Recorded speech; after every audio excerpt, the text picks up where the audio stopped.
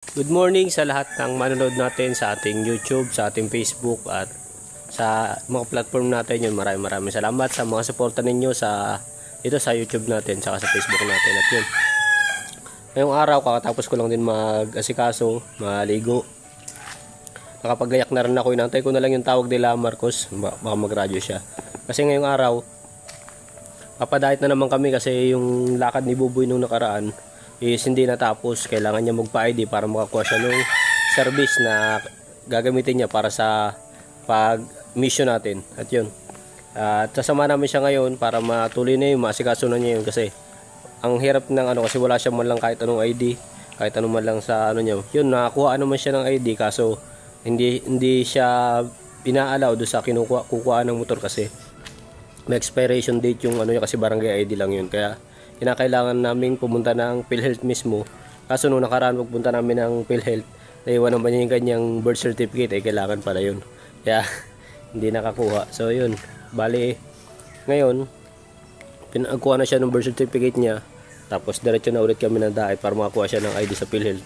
Tapos diretso yata paano na rin namin sa national ID para kahit paano doon hindi man siya makakuha ng ID pa, nakapagpa-register na siya sa siguro may mga week or month, may record na siya sa national ID, makakapag makakapag-print na nung online. Kasi ako nakapag-print ako nung online, wala pa rin ako nung ID nung national ID, pero sa online allowed naman na daw yun na may piprint ka lang sa application, piprint mo lang siya, pwede mo na siyang i-present kahit nasa cellphone lang o kaya pa-xerox mo, tapos yun, papa-print mo lang siya, pwede mo na siyang i-gamitin pag present sa mga ganyan, sa mga mga government pag mga kailangan. So yun, at yun, naantay lang natin sila Marcos para mga tayo dun. Kaso tapos yung lakad natin ang medyo sablay din nung nakaraan na magpapa-open sana ako ng account para sa ganon yung dahil sa suporta nyo yung YouTube channel natin is kumikita na sana. Kaso lang kailangan pa natin ng ATM kasi wala akong ATM, so kailangan magpa-open sa bangko. Kaya lang hindi pa ako inallowed sa bangko kasi may hinahanap silang email ng YouTube na katunayan na monetize na yung channel natin. Kaya lang wala pa yung email, hindi ko alam kung hindi pa nadating or na-delete ko. Hindi ko sure kasi limot ko rin. Pero inaayos ko naman kung anong ginagawa kong paraan para lang kahit paano magkaroon tayo ng ATM card. Although may ATM ako, kaya lang hindi siya valid kasi hindi naman bangko, pang GCash lang. So yun, kailangan talaga magpa-open account. Kaya ngayon pinapunta ko yung kapatid ko doon. At ako, kung hindi pa ako pwede yun sa kapatid ko kasi magpapa-open din naman account yung kapatid ko para sa pag-aaral niya, yung sa pagpapadala ng tuition ng kapatid ko na nasa abroad din. So siya na muna yung pinagpa-open ko, tapos hiramin ko na lang muna yung account niya since hindi pa naman, bakasyon pa naman ngayon.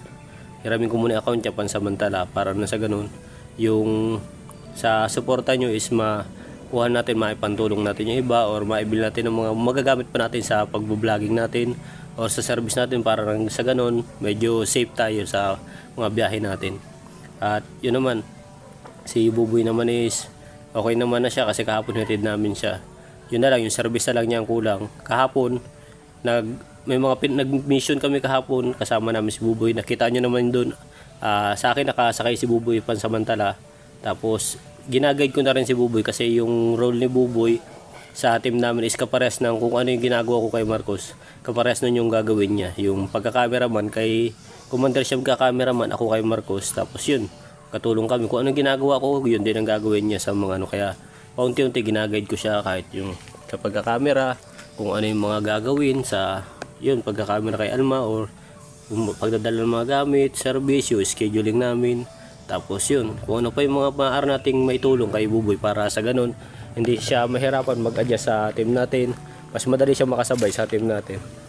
At yun, ginagawa naman namin lahat ng paraan para makakuha si Buboy ng service. Lalo si Alma, sobrang sobrang stricto siya. Minsan na nga ay nagagalitan si Buboy. Nung time nung padaan nga kami, kukuha siya ng ID, naiwan niya yung barangay ID niya, pati yung birth certificate niya, ayun yung kailangan. Wala mo na siya dalang requirements na nagpadait kami, kaya medyo nahirapan din kami. Pero yung iba nagawa naman paraan. Ang ginawa ni Commander, kinontak yung si mama niya dito sa tapos pinapicture na lang, print namin sa dait para lang ma-present doon.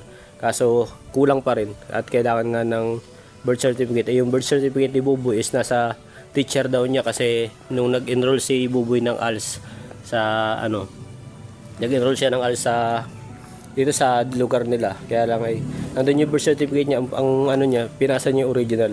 So, dapat hindi nagpapasa ng original kasi importante yun. Dapat lagi kang may copy. Laging Xerox lang binibigay.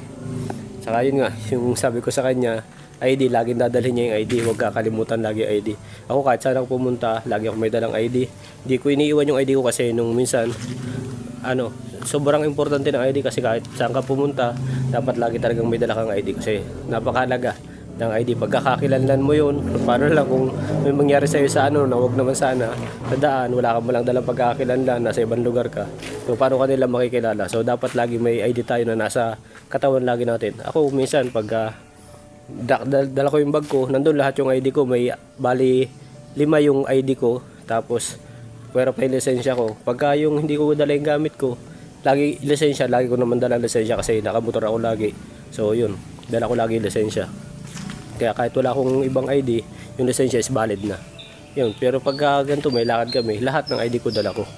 Para kung sakali in case na kailanganin, may pipresent ako. At yun, tulad ng dati na wala na ako ng wallet, naubos lahat ng ID ko. Sabi ko mahirap nang walang ID. Kaya ang ginawa ko noon, nung nawala ngayong araw na to, kinabukasan, inasikaso ko agad. Punta agad ako sa mga sa mga kinukuha ng ID, punta ako ng SSS, punta ako ng Pag-ibig, punta ako ng BIR para kuha ng TIN ID, tapos punta ako ng bangko para ipa-close account yung ATM ko noon na yung sa company ATM ko, pina-close account ko pa. Lahat yun inasikaso ko na agad in one day para kasi sabi ko napaka-importante na may ID. Kaya sabi ko noon kailangan nung pagkawala nung nawala ng kinabukasan, asikaso agad lahat. Pinabit ako, tapos lahat yun, pina-close ko yung ATM na nawala kasi nahulugan ako ng wallet nung time na yun sa jeep. Di ko napansin kung sa jeep o sa bus nung nagbabiyahe ako nun. Kaya yun, inasikaso ko agad sa ngayon.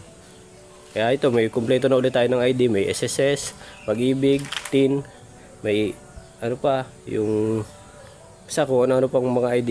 Ang bali ang ID ko ngayon 5. Ang wala na lang ako is voters saka postal ID. Ang postal kasi hindi na, marami nagsuggest kay Buboy na kumuha ng postal ID.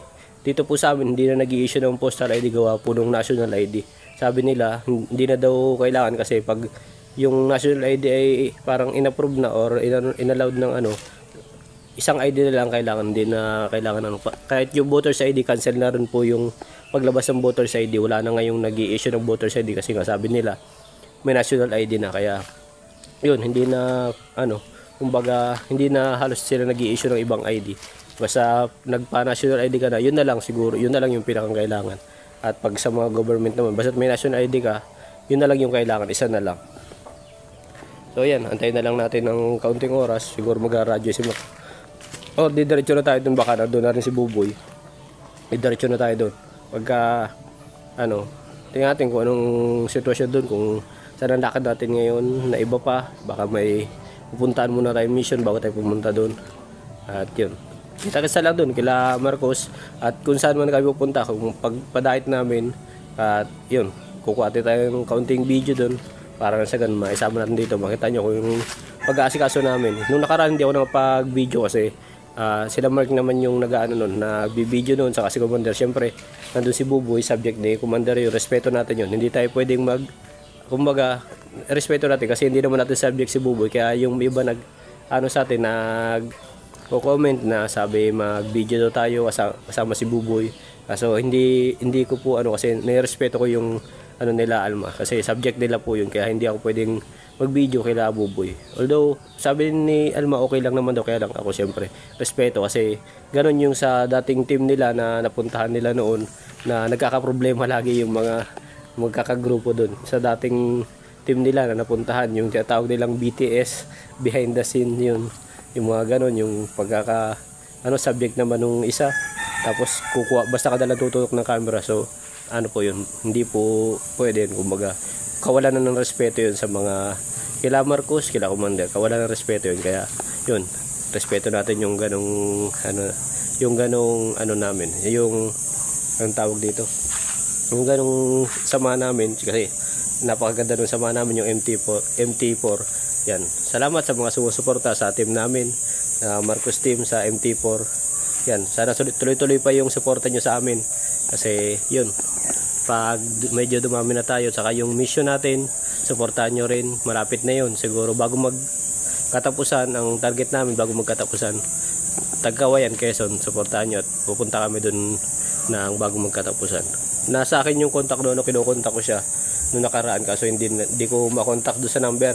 Kaya chinat ko, nakachat ko naman bali tatawagan ko na lang namin ngayon, siguro mamaya, kasi sinabi ko na lang kay Mark na nakontak ko na, kaso nga messenger lang, yung number niya hindi ko siguro mahina rin signal doon sa kanila, kaya yun, pakontak ko na lang ulit kay Marcos mamaya, para sa ganun may coordination tayo sa barangay. Mahirap naman pumunta tayo dun sa isang lugar na wala tayong coordination, laging may coordination tayo dun para sa ganun mangyari, o kaya makatulong pa rin sa mga opisyales or makatulong sila sa atin pag-aasikaso sa mga tauhan, kasi hindi naman natin alam yung lugar na pupunta natin, may yung alam nila na pupunta tayo doon. So yan, kita sa lang kila Marcos, at yun, mamaya na lang pag punta ko doon. Yan, dito na ako yung kila Marcos, at yun, wala pa si Buboy dito. Hindi ko alam kung bakit, kasi binigyan man siya ng pamasahe kapon ni Commander papunta dito, kaso wala pa siya. Antay lang namin kaunting oras, tapos diretso na kami sa diet. Sila Marcos saka sila Commander nakaprepare na, so diretso na tayo dun sa diet. Antay natin kaunting oras si Buboy. Dito nga ay nagbabiyahe na kami papunta sa diet, ngunit hindi natin kasama si Buboy kasi hindi namin alam kung anong rason. Kaya yun, dumiretso na lang kami para bumili ng mga gamit ng anak ni Commander, gamit sa school. At bukas pupunta lang siguro kami kila Buboy para alamin kung ano yung rason ni Buboy bakit hindi siya nakasama.